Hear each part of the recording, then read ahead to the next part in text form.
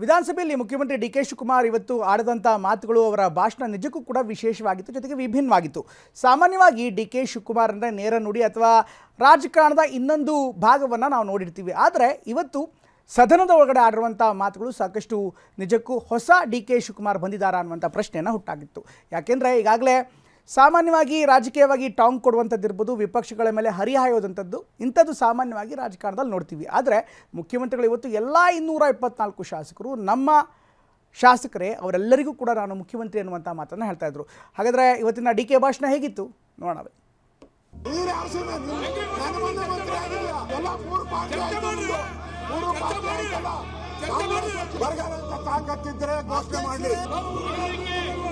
ಅಶೋಕ್ ಮತ್ತು ಅವರ ತಂಡ ವಿಜೇಂದ್ರ ಬರೀ ಬತ್ತಿದಂಗೆ ಧಿಕ್ಕಾರ ಧಿಕ್ಕಾರ ಧಿಕ್ಕಾರ ಅಂತ ಹೇಳಿ ಕರೆದು ನನಗೆ ಮನಸ್ಸಿಗೆ ಆಳವಾದಂತ ಗಾಯ ಎದೆ ಮೇಲೆ ನಾಟ್ಬಿಟ್ಟಿದ್ದಾರೆ.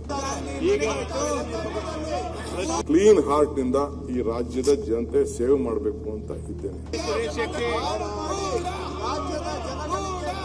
ಮುಂದಿನ 25 ವರ್ಷಕ್ಕೆ ಬೆಂಗಳೂರು ಕರ್ನಾಟಕ ರಾಜ್ಯವನ್ನ ದೊಡ್ಡದಾಗಿ ಬೆಳಿಬೇಕಾದ್ರೆ ನಾವಿಬ್ಬರು ಒಟ್ಟಿಗೆ ಸೇರಿ ಕೆಲಸ ಮಾಡಿದ್ರೆ ಮಾತ್ರ ಸಾಧ್ಯ. ನಮ್ಮಲ್ಲಿರುವಂತ ಟ್ಯಾಲೆಂಟ್ ಕೂಡ ಇಡೀ ಪ್ರಪಂಚದಲ್ಲಿಲ್ಲ. ಯಾವುದನ್ನು ಮಾಡಕ್ಕೆ ನಿಮ್ ಪಾರ್ಟಿಯವ್ರು ಬಿಡಲ್ಲ ನಿಮ್ಮನ್ನ. Say Sunil, I don't believe in reading history, I don't believe in writing history, I believe in creating history. I will do my best. D K. Shivakumar ರಾಜಕಾರಣದ ಮಾತಿನ ಚತುರ. ಬೆಣ್ಣೆಯಿಂದ ಕೂದಲು ತೆಗೆದಂತೆ ಸೂಕ್ಷ್ಮವಾಗಿ ಮಾತನಾಡ್ತಾರೆ. ಇವತ್ತು ವಿಧಾನಸಭೆ ಕಲಾಪದ ವೇಳೆನೂ ಮುಖ್ಯಮಂತ್ರಿ ಸಾಕಷ್ಟು ವಿಚಾರಗಳ ಬಗ್ಗೆ ಪ್ರಸ್ತಾಪಿಸಿದ್ರು. ಮೊದಲಿಗೆ ಡೆಪ್ಯೂಟಿ ಸ್ಪೀಕರ್ ಆಗಿ ಆಯ್ಕೆಯಾದ ಮಂಕಾಳು ವೈದ್ಯರಿಗೆ ಅಭಿನಂದಿಸಿದ್ರು. ಮುಂದೊಂದಿನ ಒಳ್ಳೆಯ ಅವಕಾಶ ಸಿಗೋ ಭರವಸೆ ಕೊಟ್ರು. ಇದೇ ಮನೆಯಲ್ಲಿ ಆ ಸ್ಥಾನದಲ್ಲಿ ಕೂತಂತ ಎಸ್.ಎಂ. ಕೃಷ್ಣರವರು ರಾಜ್ಯದ ಮುಖ್ಯಮಂತ್ರಿ ಆದರು. ನಮ್ಮ ಜಗದೀಶ್ ಶೆಟ್ಟರ್ ಕೂಡ ಅವರು ಕೂಡ ರಾಜ್ಯದ ಮುಖ್ಯಮಂತ್ರಿ ಆದರು. ಸೊ ಹಂಗೆ ರಾಜಕಾರಣದಲ್ಲಿ ಯಾವ ಕುರ್ಚಿ ರಾಜಕಾರಣದಲ್ಲಿ my friend Sunil, we have to live on hope. ಭರವಸೆ, ನಂಬಿಕೆ, ಇದು ಬಹಳ ಮುಖ್ಯ. ಇನ್ನು ಬಿಜೆಪಿ ಜೆಡಿಎಸ್ ನಾಯಕರು ಕೂಗ್ತಿದ್ದ ಘೋಷಣೆಗಳ ಬಗ್ಗೆನೂ ಪ್ರಸ್ತಾಪಿಸಿದರು. ನಿಮ್ಮ ಘೋಷಣೆಗಳಿಂದ ನನ್ನ ಮನಸ್ಸಿಗೆ ನೋವಾಗಿದೆ ಅಂತ ಹಾಸ್ಯ ಚಟಾಕಿ ಸಿಡಿಸಿದ್ರು.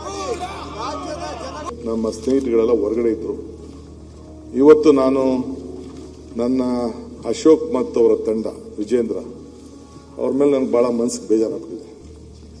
ನನಗೆ ಅಟ್ಲೀಸ್ಟ್ ಒಂದು 2-3 ದಿನ ಕುಂಡಿಸ್ಕೊಂಡು ನಾನು ಏನು ಹೇಳ್ತೀನಿ, ನನ್ನ ವಿಚಾರ ಏನು ಹೇಳ್ತೀನಿ ಕೇಳ್ರಿ ಅಂತಂದ್ರೆ ಕೇಳ್ದೇನೆ ಬರೀ ಬತ್ತಿದಂಗೆ ಧಿಕ್ಕಾರ ಧಿಕ್ಕಾರ ಧಿಕ್ಕಾರ ಅಂತೇಳಿ ಕರೆದು ನನಗೆ ಮನಸ್ಸಿಗೆ ಆಳವಾದಂತ ಗಾಯ ಎದೆ ಮೇಲೆ ನಾಟ್ಬಿಟ್ಟಿದ್ದಾರೆ.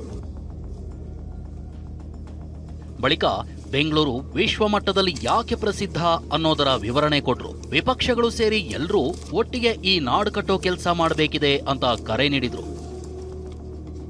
If you want to walk fast, walk alone. If you want to walk far, walk together ಅಂದ್ರೆ ಹಂಗೆ ಬಹಳ ದೂರ ಹೋಗ್ಬೇಕಾದ್ರೆ ಮುಂದಿನ 25 ವರ್ಷಕ್ಕೆ ಬೆಂಗಳೂರು ಕರ್ನಾಟಕ ರಾಜ್ಯವನ್ನ ದೊಡ್ಡದಾಗಿ ಬೆಳಿಬೇಕಾದ್ರೆ ನಾವಿಬ್ಬರು ಒಟ್ಟಿಗೆ ಸೇರಿ ಕೆಲಸ ಮಾಡಿದ್ರೆ ಮಾತ್ರ ಸಾಧ್ಯ. ಬೆಂಗಳೂರು ಮಾತ್ರವಲ್ಲ, ದಕ್ಷಿಣ ಭಾರತದ ಒಗ್ಗಟ್ಟಿನ ಬಗ್ಗೆನೂ ಮುಖ್ಯಮಂತ್ರಿ ಡಿ.ಕೆ. ಶಿವಕುಮಾರ್ ಸ್ಪಷ್ಟ ನಿಲುವು ಮಂಡಿಸಿದ್ರು. ಕರ್ನಾಟಕ, ತಮಿಳುನಾಡು, ತೆಲಂಗಾಣ, ನಾವು ದಕ್ಷಿಣ ಭಾರತದವರು ನಾವು ಒಗ್ಗಟ್ಟಾಗಿದ್ರೆ ಮಾತ್ರ ಸಾಧ್ಯ. ಇದು ಬಿಟ್ರೆ ನಮ್ಮಲ್ಲಿರುವಂತ ಟ್ಯಾಲೆಂಟ್ ಕೂಡ ಇಡೀ ಪ್ರಪಂಚದಲ್ಲಿಲ್ಲ.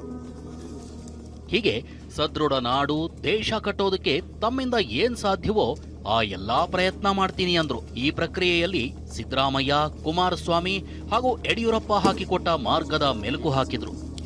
ಹೊಸ ಆಲೋಚನೆಗಳು ಬರ್ತದೆ, but it is A continued government. ಸಿದ್ದರಾಮಯ್ಯನವರು ಏನು ದಾರಿಲಿ ನಾವಿಬ್ರು ಹೆಜ್ಜೆ ಹಾಕೊಂಡು ಮಾಡಿದ್ವಿ, ಬಟ್ ಯಡಿಯೂರಪ್ಪನವ್ರು ಏನು ಆಲೋಚನೆ ಮಾಡಿದ್ರು ಅದನ್ನು ನಾವು ಬಿಡುದಿಲ್ಲ. ಬೊಮ್ಮಾಯಿನವರು ಏನು ಚಿಂತೆ ಮಾಡಿದ್ದಾರೆ ಅದು ನಾವು ಬಿಡುದಿಲ್ಲ. ಕುಮಾರಸ್ವಾಮಿ ಅವರು ಏನು ಆಲೋಚನೆ ಇದೆ ಅದು ನಾವು ಬಿಡುದಿಲ್ಲ. ದಟ್ ಇಸ್ ವೈ ಬಿಡದಿ ಪಾಪ ಅವ್ರು ಹಾಕಿದ್ರಲ್ಲ ಫೌಂಡೇಶನ್, ನಮ್ಮ ದೇವೇಗೌಡರು ಹಾಕಿದ್ರಲ್ಲ nice. We will not leave it, we will continue it. ಹೀಗೆ ಡಿಕೆ ತಮ್ಮ ದೃಷ್ಟಿಕೋನದ ಬಗ್ಗೆ ವಿವರವಾಗಿ ಸದನಕ್ಕೆ ತಿಳಿಸುತ್ತಿದ್ರೆ ಬಿಜೆಪಿ ಶಾಸಕ ಸುನೀಲ್ ಕುಮಾರ್ ಮಧ್ಯಪ್ರವೇಶ ಮಾಡಿದ್ರು. ನಿಮ್ಮ ಆಲೋಚನೆ ಎಲ್ಲವೂ ಸರಿ ಇದೆ, ಆದ್ರೆ ಹೈಕಮಾಂಡ್ ಅದನ್ನ ಜಾರಿಯಾಗೋದಕ್ಕೆ ಬಿಡೋದಿಲ್ವಲ್ಲ ಅಂತ ಕಾಲೆಳೆಯೋ ಕೆಲಸ ಮಾಡಿದ್ರು. ಯಾವುದನ್ನು ಮಾಡಕ್ಕೆ ನಿಮ್ ಪಾರ್ಟಿಯವ್ರು ಬಿಡಲ್ಲ ನಿಮ್ಮನ್ನ. ನಿಮಗೆ ಇದು ಅರ್ಥ ಆಗ್ತಾ ಇಲ್ಲ. ಇಷ್ಟೆಲ್ಲ ಅರ್ಥ ಮಾಡ್ಕೊಂಡಿರೋ ಅದೊಂದು ಯಾಕೆ ಅರ್ಥ ಆಗ್ತಿಲ್ಲ ನಿಮಗೆ? ಹಂಗಾಗಿ ಇದು ಆಗಲ್ಲ.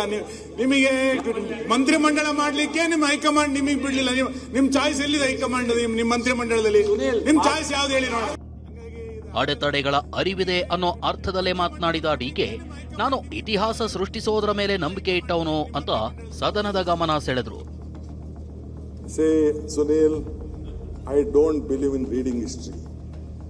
I don't believe in writing history. I believe in creating history. I will do my best. ಯಾವುದು ಸುಲಭವಾಗಂತೂ ಸಾಧ್ಯ ಇಲ್ಲ. ಈ ಚರ್ಚೆ ಇಷ್ಟಕ್ಕೆ ನಿಲ್ಲಲಿಲ್ಲ. ಸುನಿಲ್ ಕುಮಾರ್ ಎದ್ದು ನಿಂತು, ನಿಮ್ಮ ಸಹಕಾರವೇನೋ ಇದೆ, ನಿಮ್ಮ ಸಚಿವರ ಸಹಕಾರ ಬೇಕಲ್ಲ ಅಂತ ಪ್ರಶ್ನಿಸಿದ್ರು. ಆಗ ಡಿಕೆ ಗ್ರೀಸ್ ತತ್ವಜ್ಞಾನಿ ಪ್ಲೂಟೋ ಅವರ ಮಾತುಗಳನ್ನ ಉಲ್ಲೇಖಿಸಿದ್ರು.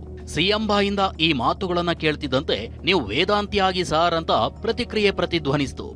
Oh God, give me strength to be protected from my friends so that I can take care of my enemies. ನೀವು ಯಾಕೋ ವೇದಾಂತಿ ಆಗೋದು ಒಳ್ಳೇದು ಸರ್. ಇದು ನೀವು ಚೀಫ್ ಮಿನಿಸ್ಟ್ರಿಗೆ ಯಾಕೋ ಸೆಟ್ ಆಗ್ತಿಲ್ಲ. ಈಗ ನೀವು ಪರಮೇಶ್ವರಿಗೆ ಬಿಟ್ಕೊಟ್ಟು ದಯವಿಟ್ಟು ಒಂದು ವೇದಾಂತಿ ಆಗೋದು ಒಳ್ಳೇದು.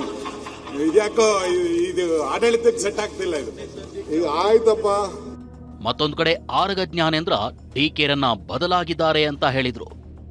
ಈಗಿನ ಶಿವಕುಮಾರ್ ಬೇರೆ, ಮುಖ್ಯಮಂತ್ರಿ ಆಗೋಕ್ಕಿಂತ ಮೊದಲಿನ ಶಿವಕುಮಾರ್ ಬೇರೆ. ಇದ್ರ ಟೆಕ್ನಿಕ್ ಹೆಂಗೆ ಇದು ಎಲ್ಲ, ಈ ಬದಲಾವಣೆಯ ಹಿಕ್ಮತ್ ಹೇಗೆ ಅಂತ ಹೇಳಿ ದಯವಿಟ್ಟು ನಮ್ಗೆಲ್ಲ ಹೇಳಿ ಹೆಂಗಿದು ಅಂತ. ನರೇಂದ್ರ ಮೋದಿ ಅವರಿಗೆ ಭೇಟಿ ಆದ್ಮೇಲೆ ಆಗಿದೆ. ಈಗ ನೀವು ನಮಸ್ತೆ ಸದಾ ಒಂದ್ಸಲ ಹೇಳಿ ಇಷ್ಟೆಲ್ಲ ಬದಲಾವಣೆ ಆದ್ರಿ, ಇನ್ ಪೂರ್ತಿ ಹೇಳಿದ್ರೆ ಇನ್ನೆಷ್ಟು ಬದಲಾವಣೆ ಆಗ್ತೀರಿ ಅಂತ. ಈ ಎಲ್ಲಾ ಮಾತುಗಳನ್ನ ಕೇಳಿಸಿಕೊಂಡ ಡಿಕೆ, ನಾನು ಎಲ್ರಿಗೂ ಸಿಎಂ, 224 ಶಾಸಕರಿಗೂ ಮುಖ್ಯಮಂತ್ರಿ ಅಂದ್ರು. ಆಗ ಅನುದಾನದ ಸಮಾನ ಹಂಚಿಕೆಯ ಪ್ರಸ್ತಾಪವಾಯಿತು. ಸರ್, ಅನುದಾನದಲ್ಲೂ ಹಂಗೆ ಇರ್ಬೇಕು ಸರ್, ದಯಮಾಡಿ ಅನುದಾನದಲ್ಲೂ ಹಂಗೆ ಇರ್ಬೇಕು ಸರ್. ಈಕ್ವಲ್ ಆಗಿ ನೋಡ್ತಾರೆ. ಸ್ವಾಮಿ ವಿವೇಕಾನಂದ ಹೇಳ್ತಾರೆ, B bold hearted when you are defeated, be large hearted when you are victorious. Definitely I'll be large hearted. Don't worry, I will take care of you. Sharing and caring are the secrets of living ಅಂತ. I will share and care. ಮತ್ತೊಂದು ಕಡೆ ಶಾಸಕ Dinakar Shetty DK ಇಂಗ್ಲಿಷ್ನ ವಿಚಾರದ ಬಗ್ಗೆ ಮಾತನಾಡಿದ್ರು. ಮಾನ್ಯ ಮುಖ್ಯಮಂತ್ರಿ ಅವರ ಹತ್ರ ನನ್ನ ಒಂದು ಮನವಿ ಏನಂತ ಹೇಳಿದ್ರೆ, ಇತ್ತಿತ್ತಲಾಗಿ ಮಾನ್ಯ ಮುಖ್ಯಮಂತ್ರಿಗಳು ಇಂಗ್ಲಿಷ್ನಲ್ಲೇ ಹೆಚ್ಚು ಮಾತಾಡೋದನ್ನ ನಾನು ಕಾಣ್ತಾ ಇದ್ದೇನೆ. ದಯವಿಟ್ಟು ಅವರು ಕನ್ನಡದಲ್ಲಿ ಹೆಚ್ಚಿಗೆ ಮಾತನಾಡಿದ್ರೆ ಒಳ್ಳೇದು ಸರ್. ಎರಡು ಪದನ ಉಪಯೋಗಿಸಿ ಅಷ್ಟೇ. ಪ್ಲೂಟೋ ವಿಚಾರ ಹೇಳಿದ್ರೆ ಸ್ವಲ್ಪ ಇಂಗ್ಲಿಷ್ ಜಾಸ್ತಿ ಆಗಿದೆ ತಾವು ಮುಖ್ಯಮಂತ್ರಿ ಆದ ನಂತರ. ಬ್ರಿಟಿಷ್ ಅವರು ಈ ದೇಶಕ್ಕೆ ಬಂದು ಕೊನೆಗೆ ಅವರು ಕೂಡ ನಮ್ಮ ಮಕ್ಕಳನ್ನ ಸೇರಿಸ್ಬೇಕಾರೆ, ಮಕ್ಕಳನ್ನ ಸ್ಕೂಲ್ ಸೇರಿಸ್ಬೇಕಾರೆ ಫಾದರ್ ಟಂಗ್ ಕೇಳೋದಿಲ್ಲ. ಅವರು ಅವ್ರ ಅಪ್ಲಿಕೇಶನ್ ಅಲ್ಲಿ ನಿಮ್ಮ ಮದರ್ ಟಂಗ್ ಯಾವುದು ಅಂತ ಕೇಳ್ತಾರೆ. ಮತ್ತು ಇಂಗ್ಲಿಷೇ ಬಂತಲ್ಲ ಸರ್. ಸುದೀರ್ಘ ಚರ್ಚೆ ಕೇಳಿಸಿಕೊಳ್ತಿದ್ದ ಬಿಜೆಪಿ ರಾಜ್ಯಾಧ್ಯಕ್ಷ ವಿಜಯೇಂದ್ರ ಡಿಕೆ ಮಾತುಗಳಿಗೆ ಬಸವಣ್ಣನ ವಚನ ಜೋಡಿಸಿದ್ರು. ಡಿ.ಕೆ. ಶಿವಕುಮಾರ್ ಅವರು ಮುಖ್ಯಮಂತ್ರಿಗಳಾದ್ಮೇಲೆ ಅಜಗಜಾಂತರ ವ್ಯತ್ಯಾಸ ಇದೆ ಅವ್ರ ಮಾತುಗಳಲ್ಲಿ. ಈಗ ಹೇಗಿದೆ ಅಂತ ಹೇಳಿದ್ರೆ, ನುಡಿದರೆ ಮುತ್ತಿನ ಹಾರದಂತಿರಬೇಕು, ನುಡಿದರೆ ಮಾಣಿಕ್ಯದ ದೀಪ್ತಿ ಅಂತಿರಬೇಕು. ಅದು ನೆನಪಾಗ್ತಾ ಇದೆ ಇವತ್ತು. ಆ ರೀತಿ ಒಂದು ಬದಲಾವಣೆ ಇವತ್ತು ಮುಖ್ಯಮಂತ್ರಿಗಳಾದ್ಮೇಲೆ ಬದಲಾವಣೆ ನಾವು ಕಾಣ್ತಾ ಇದ್ದೇವೆ. ಒಟ್ನಲ್ಲಿ ಇಡೀ ಕಲಾಪದಲ್ಲಿ ಮುಖ್ಯಮಂತ್ರಿ ಡಿಕೆ ಶಿವಕುಮಾರ್ ರಾಜ್ಯದ ಬಗ್ಗೆ ತಮಗಿರೋ ದೃಷ್ಟಿಕೋನದ ಟ್ರೈಲರ್ ಬಿಟ್ರು. ಡಿಕೆ ಆಡಿದ ಒಂದೊಂದು ಮಾತಿಗೂ ವಿಪಕ್ಷಗಳ ಸದಸ್ಯರು ತಲೆದೂಗುತ್ತಿದ್ರು. ಕಿರಣ್ ಹನ್ಯಡ್ಕ, TV9 ಬೆಂಗಳೂರು.